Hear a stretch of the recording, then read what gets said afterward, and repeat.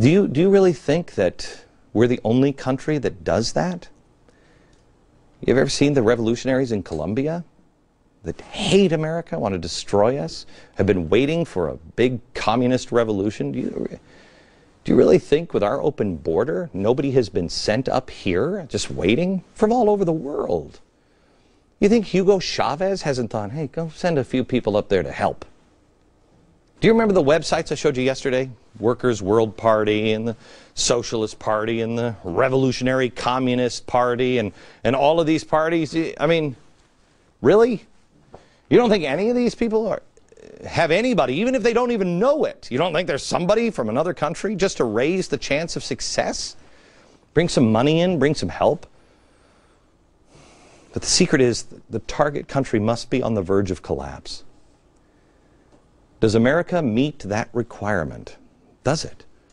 How strong is America? Because you know what? America is very strong. You can put a big fat cow on top of America and she'll stand.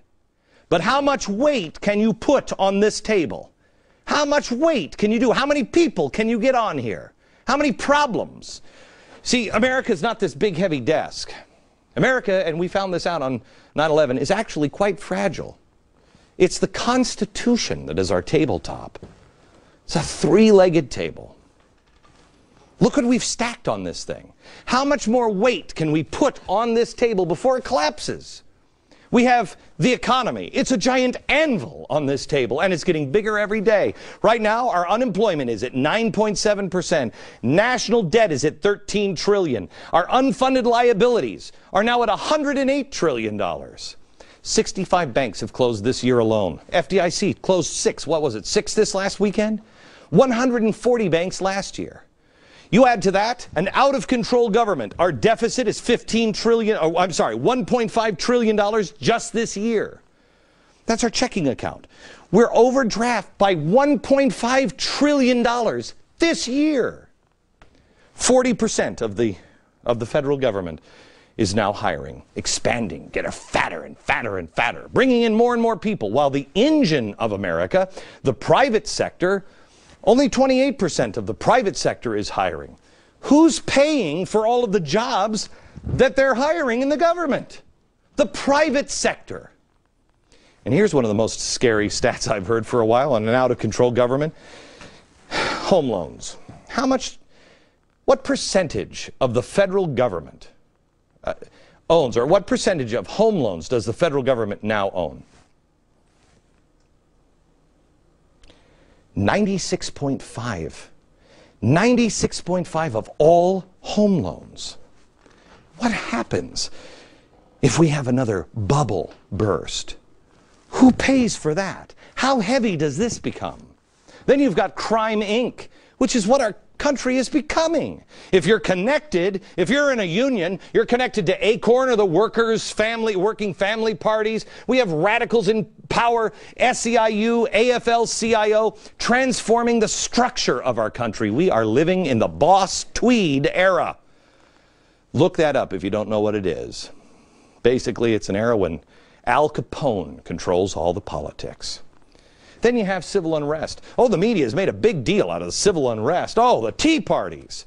What about the G20 anarchists? What about the big rallies that happened just this weekend? Workers' World Party, the Socialist Party, the Revolution Communist Party. The Tea Party is the dangerous one? How about the union rallies that are going to happen in a couple of weeks? Again, they just happened last week. Begging, demanding that those evil bankers are shook for every penny. What else is on the table? Oh, we've got war. We've got war. Our military. Do you have a relative in the military? I do. How many times are we going to send these guys back? Afghanistan, Iraq. Is there a coherent plan for this? I didn't hear a coherent plan from the president the last time.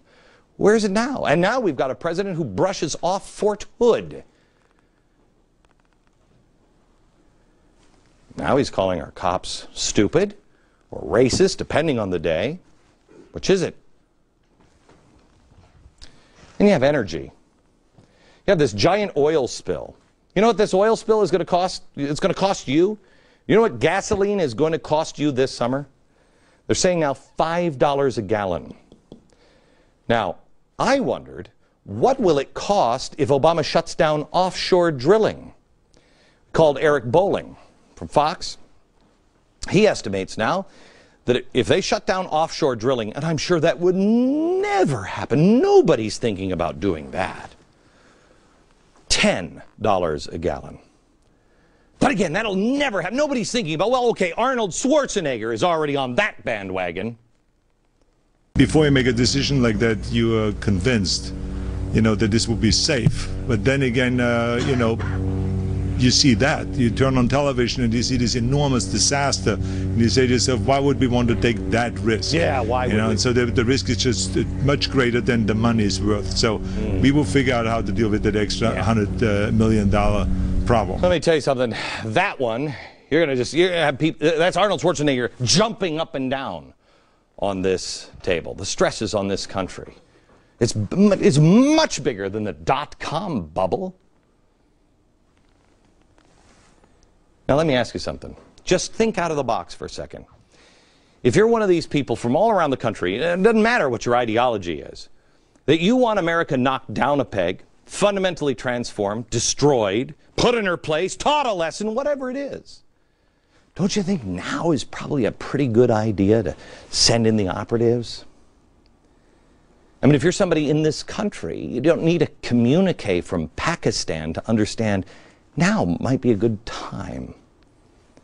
And if you don't think the communist revolutionaries in Latin America, if you don't think that they're here sowing the seeds of unrest, you could come across the border. You could hang out visibly illegal right there at Berkeley, California. You could coordinate the rallies and nobody will say anything.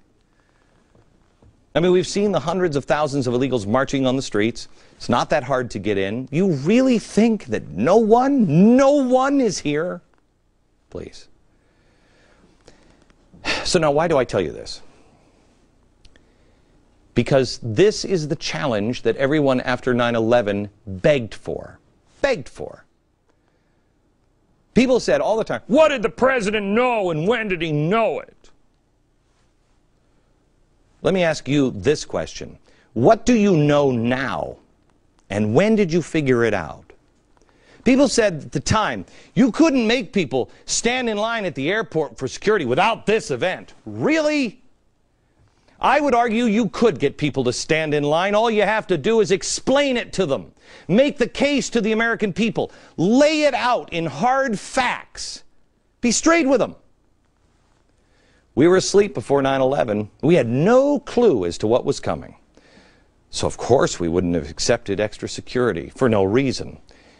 But if you explained that the same guy who blew up the World Trade Center in '93 was trying to attack us again, you explained all the things that were there, all the things that were like, we didn't know that, what? Would we have had a different outcome? We don't know because we never made the case.